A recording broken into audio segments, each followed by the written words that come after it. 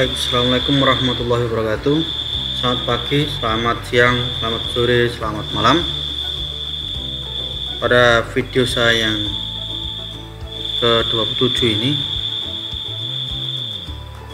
kita akan membahas saya akan men-sharingkan terkait dengan materi sistem bahan bakar dan pelumasan. Ini beberapa materi sudah ada di channel saya, silahkan dilihat. Yang belum subscribe silahkan subscribe ya. Ini channel saya. Yang sudah subscribe saya ucapkan terima kasih ya. Silahkan ditonton terus video-video saya yang berikutnya. Supaya tidak ketinggalan silahkan di like, komen, dan nyalakan loncengnya, jangan lupa.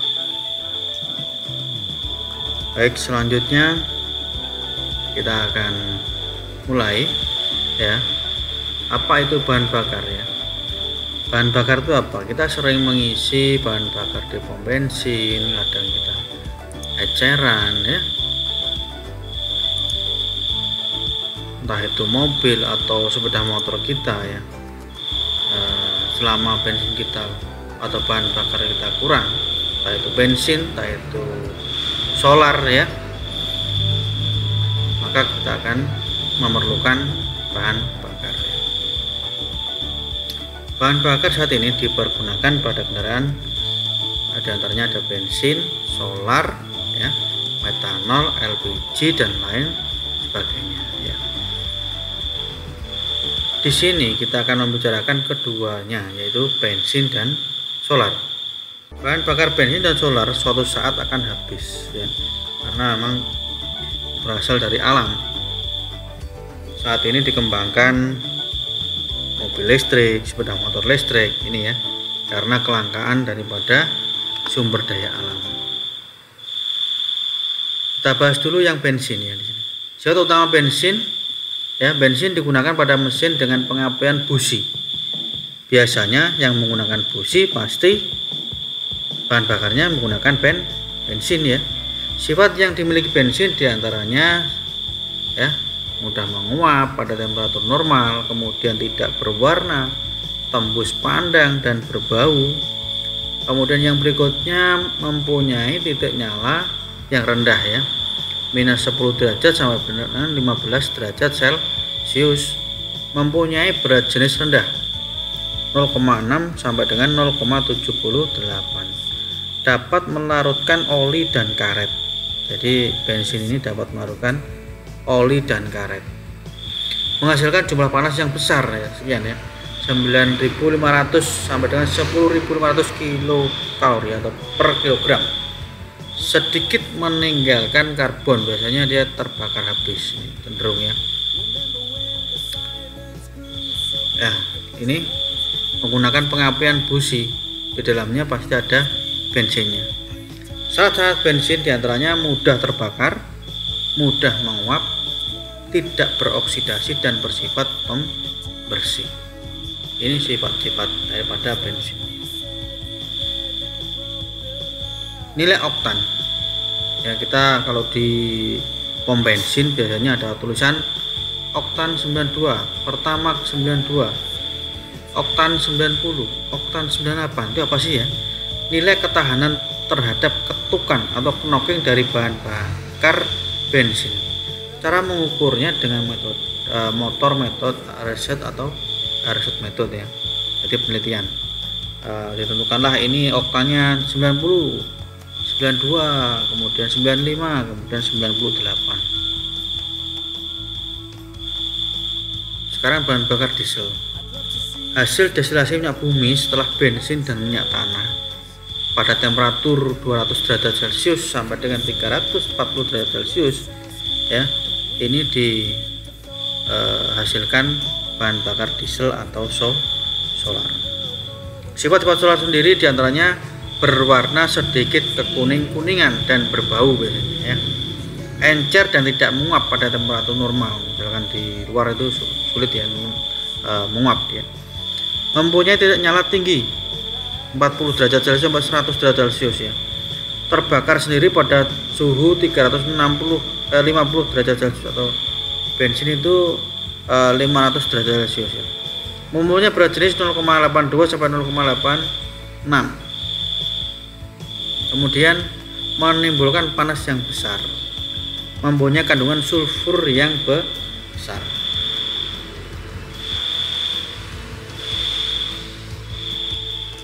Masih di bahan bakar diesel, serat-seratnya mudah terbakar, tidak membeku pada suhu dingin, mempunyai daya pelumasan. Jadi ini diesel itu harus punya daya pelumasan. Kekentalan sesuai, kandungan sulfurnya kecil, kualitas stabil ya. Jadi kalau dilihat dari grafiknya seperti ini ya. Setan number itu apa itu angka setan ya? Tingkatan ketahanan bahan bakar solar terhadap knocking sama. Tadi kalau bensin ada yang namanya oktan, yang di diesel namanya setan. Angka setan didapat dengan membandingkan antara normal setan dengan alfa metil naftalen. Ini melalui yang namanya penelitian.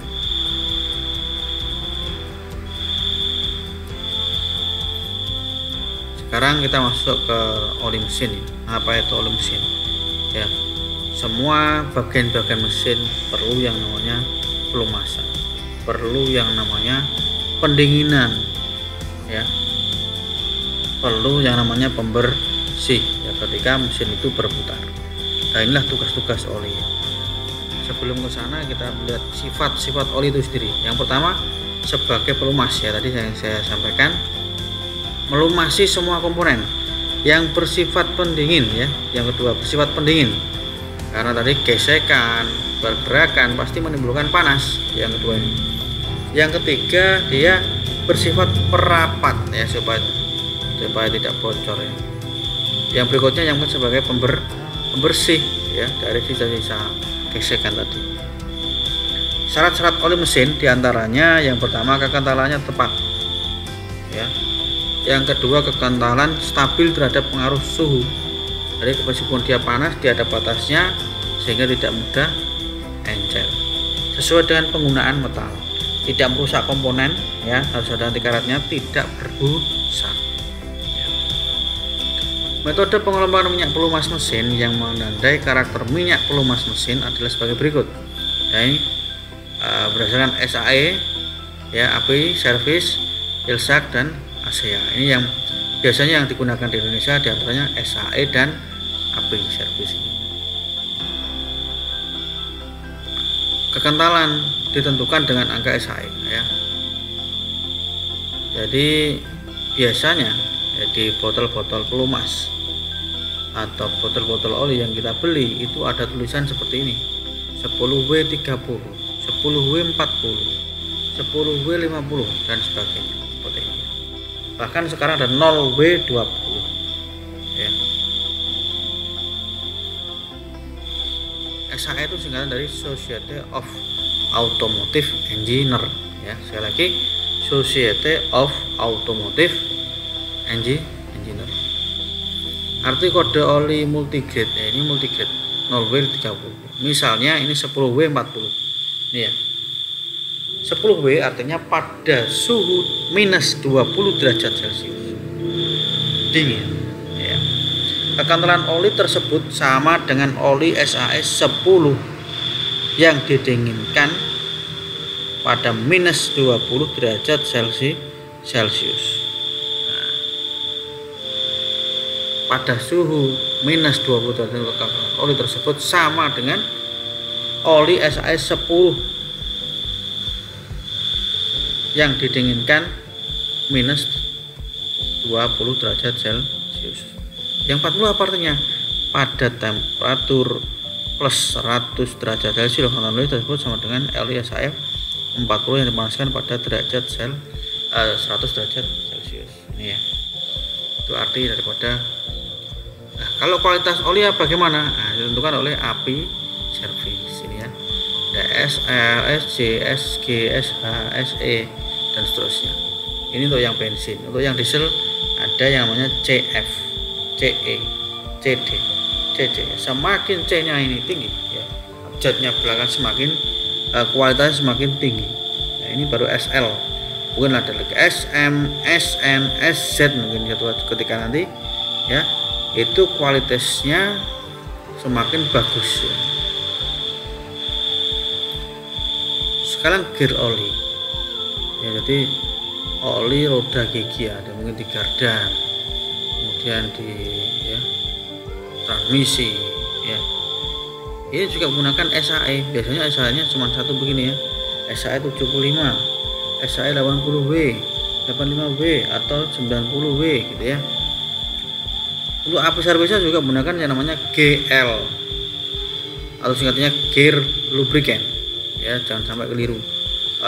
Oli gardan, oli transmisi dimasukkan ke oli mesin ini ya, jangan sampai, karena tingkat kekentalannya ini ya sangat kental sekali, lebih kental daripada yang punyanya bensin atau diesel ya, untuk mesin biasanya.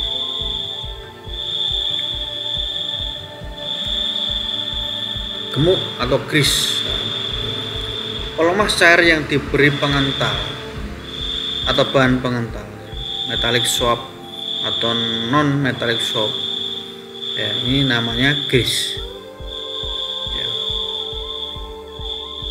Grease yang berbahan baku minyak bumi mempunyai efek yang tidak baik terhadap karet. Kap kit rem akan menjadi keras oleh grease jenis ini.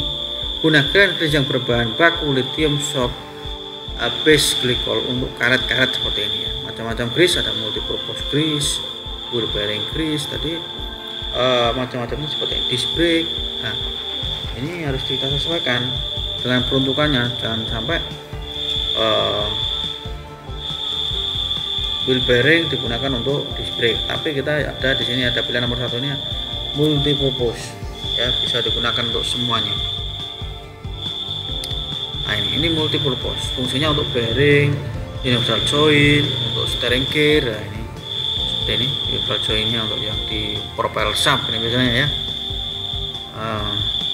Yang kedua wheel bearing grease, ini jelas ya, di bearing atau di klaker, semua klaker bearing roda biasanya.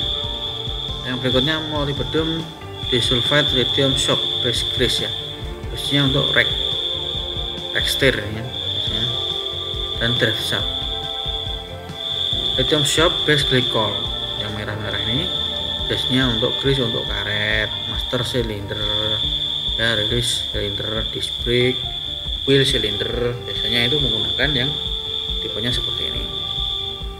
Kemudian untuk high temperature grease ya, karena ini gesekan yang besar, backing plate biasanya ya, permukaan singgung antara brake shoe dan backing plate supaya rem tidak berbunyi berderit ya, ini dikhawatirkan berderit. Disc brake grease khusus untuk kampas rem ya, agar kampas rem atau rem cakram tidak berdenyut. Release hub grease, nah, ini biasanya pada kopling ini ya, untuk masih tumpuan garpu pembebas release cylinder. Automatic transmission fluid atau ATF, biasanya untuk transmisi otomatis khusus ini ya, merupakan minyak pelumas dengan kualitas tinggi dengan berbagai macam bahan tambahan ya. Ini ada Dectron 2, Dectron 3 dan lain sebagainya. Sebelum mengganti ATF pada automatic transmission, pastikan bahwa kualitas dan jumlahnya sesuai, yaitu ukuran pada lipstick atau lubang pengisian. Jangan sampai biru ya. Minyak power steering, nah ini ada lagi biasanya untuk khusus power steering ya.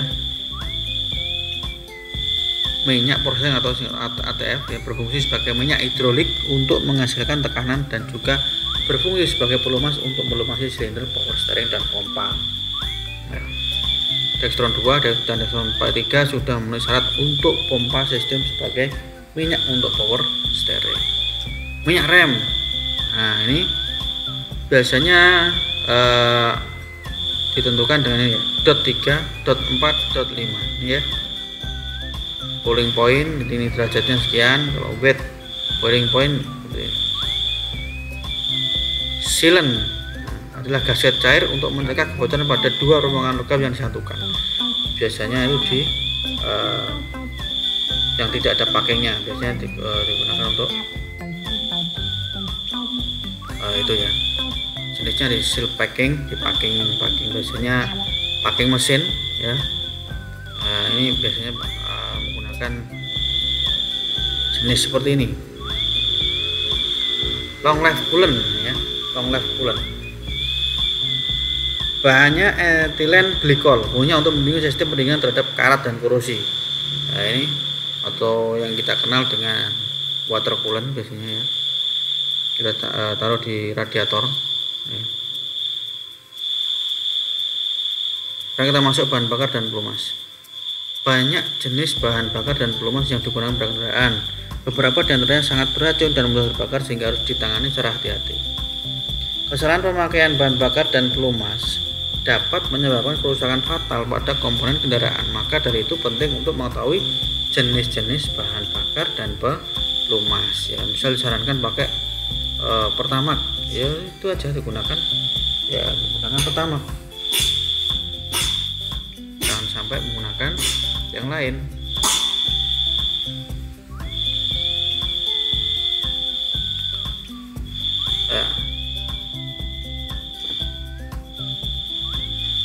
Jadi ini beberapa materi kaitannya dengan bahan bakar dan pelumas ya. Makanya kalau kita mau mengganti oli mesin atau mengganti mengisi bahan bakar kita, maka perlu diperhatikan daripada mesin kita itu menggunakan bahan bakar apa yang cocok ya. Lihat perbandingan kompresinya yang pertama, kemudian olinya juga gitu, olinya cocok menggunakan apa, yang SAE nya berapa ya, seperti tadi apa itu SAE, habis-habisnya bagaimana. Nah ya,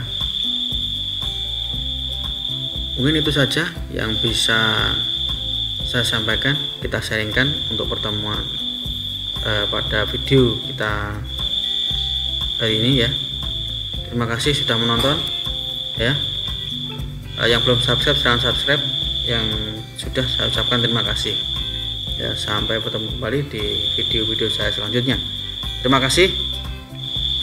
Assalamualaikum warahmatullahi wabarakatuh.